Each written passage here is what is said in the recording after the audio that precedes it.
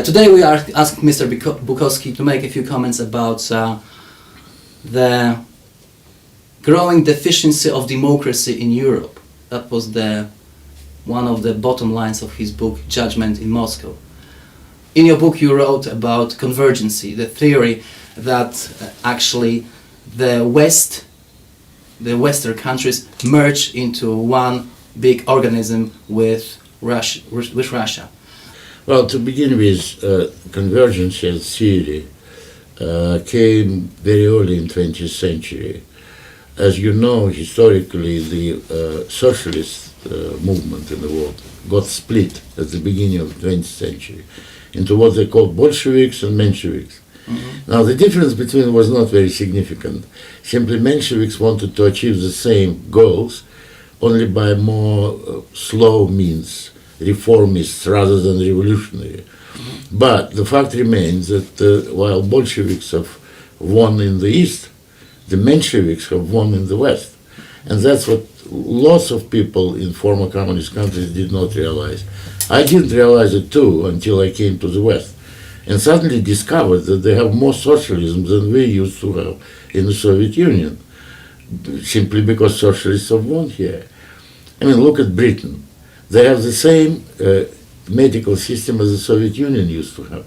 It's free, and as being free in the Soviet Union, it didn't work, and being free in the West, it doesn't work either. So that's, you suddenly realize that they introduced a lot of socialism into their lives throughout 20th century, gradually, slowly, not through revolution, right?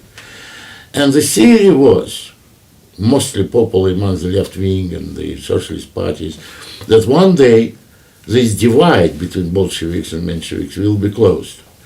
That Bolsheviks will become milder, they will abandon their revolutionary zeal and violent nature, and they'll become what they call socialism with human face. Yeah. While the West would increase their socialist features, and then there will be no difference, there will be convergence between the West and the East. So convergence is, first of all, ideological concept, which brings together these two worlds and creates one world out of them, which, according to this concept, is going to be paradise. There will be no social problems, no wars, no poverty, no crime. As usual with socialist utopia, they give you a beautiful picture of the ultimate triumph of their concept. New brave world. Yeah, but it was in theory for a long time. Throughout 20th century, if you looked on the relations between the West and the East, it was always these two things which formed the political reality. When Bolsheviks felt themselves strong, they would fight against Mensheviks. When they feel themselves threatened, in crisis, in difficulty, they would always pretend to be Mensheviks. Like Gorbachev with his so-called new thinking. Read his new thinking. New thinking is socialist. It's not communist. That's very simple. So they would always indicate to the Western fellow travelers that they're about to change. And therefore, the left forces of the West come to their rescue, helping them. As soon as the crisis is over, they will go back to their former position as Bolsheviks and will reject socialists. So socialists throughout 20th century were taken by this deception several times. They helped Lenin during NAP, they helped Stalin during a war, they helped Brezhnev during Détente policy. It was always going in circles, and always this carrot of convergency would be used to attract the socialist donkey. It was very good device for them. Now, ultimately, in the middle of 80s, they suddenly understood that the crisis of socialism is everywhere, in the West and in the East. In the East, Gorbachev started his perestroika because socialism did not produce anymore; it was bankrupt. In the East, in the West, they had the same problem coming to them when socialism became a big burden on national economies. They couldn't cope with it. So they decided that they would have a convergency. And the agreement between Gorbachev and Western left-wing parties was formulated in the middle of 80s, with Gorbachev coming up and announcing a new policy of our common European home. Exactly. He said. So in the West it was formulated like a European idea. In reality it was a socialist idea. And in the East it was formulated like a reform of the Soviet Union. So there was an attempt at convergence.